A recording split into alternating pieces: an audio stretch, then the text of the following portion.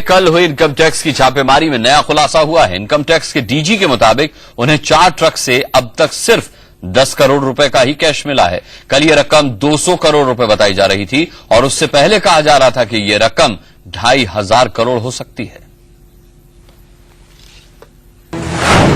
2,500 करोड़ एक दिन में 10 करोड़ हो गए।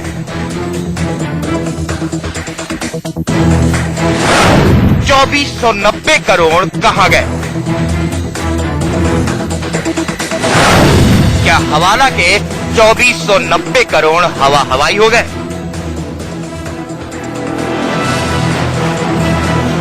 एनआईए यानी नेशनल इन्वेस्टिगेशन एजेंसी ने हवाला के जरिए 2,500 करोड़ के लेन देन की बात इनकम टैक्स को बताई थी, लेकिन 2 दिन में इसमें 2 बदलाव आए। मंगलवार को 2,500 करोड़ का आंकड़ा 200 करोड़ पर आया और आज 10 करोड़ रह गया। इनकम टैक्स के अधिकारी मौजूद है, आरबीआई के अधिकारी मौजूद है। उनके मौजूदगी में बकायदा उन तमाम चीजों का लेखा जोखा किया जा रहा है कि आखिरकार जो 150 बैग पकड़े गए थे उसमें क्या क्या बरामद है और क्या क्या बरामद हुए हैं, कितने का उसका पूरा मूल्य है। हालांकि जो बताया जा रहा है प्राथमिक तौर पर करीबन 200 करोड़ रुपए की कीमत हो सकती है, लेकिन यह भी बताया जानकारी मिल रही है कि जो 150 के आसपास जो बैग पकड़े गए हैं उसमें अधिकतर उसमें सोने चांदी ज्वेलरी और डायमंड अधिक संख्या में है। कैश की जो कंपोनेंट है, कैश की जो मात्रा है उसका कम बताया जा रहा है। सोमवार देर रात मुंबई सेंट्रल स्टेशन के पास रुपयों से भरे ट्रक को पकड़ा गया था। मीडिया में खबर आई कि इन 4 ट्रकों में 200 करोड़ रुपए कैश रखे गए हैं। मुंबई सेंट्रल में पैसों भरा बैग यही चारों ट्रक में पहुंचाया था। इनकम टैक्स ने चारों के ड्राइवर को हिरासत में ले लिया है, पूछताछ कर रही है। चांसेस यही है कि जो भी अनअकाउंटेड पैसे का ट्रांजैक्शन होता है उसी के कनेक्शन में अनअकाउंटेड बिजनेस से रिलेटेड ही होगा।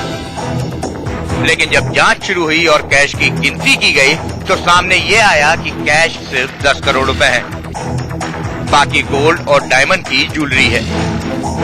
इसके साथ में तमाम ऐसी चीजों को बकायदा यहाँ पे पैनी नजर रखी जा रही है। एनआईए जो पहले कहा जा रहा था कि इसमें आतंकवादियों का हाथ हो सकता है, एनआईए और साथ ही इनकम टैक्स वाले लगातार जांच पड़ताल कर रही है और इस कोशिश जुटी हुई है कि जल्द से जल्द इस पूरे मामले पे हम निष्कर्ष पे पहुंचे और थोड़ी बाद शायद इस पूरे मामले में आधिकारिक पुष्टि इनकम टैक्स के अधिकारी कर पाएंगे कि कितना कैश मिला है और कितने ज्वेलरी और कितने डायमंड इस पूरे मामले पर मिल पाया है। और सभी को इस बात का इंतजार है कि आखिरकार जो 200 करोड़ रुपए की बात कही जा रही है आखिरकार वो बेनामी संपत्ति है या फिर उसका कोई वारिस है। एनआईए के 2,500 करोड़ के लीड पर इनकम टैक्स को सिर्फ 10 करोड़ रुपए मिले। ऐसे में कई बड़े सवाल खड़े होते हैं। क्या एनआईए ने जो जानकारी इनकम टैक्स को दी थी वो गलत है? क्या एनआईए की सूचना को पहले लीक कर दिया गया था? क्या इस पूरे मामले में हवाला नेटवर्क की बात बढ़ा चढ़ाकर पेश की गई थी?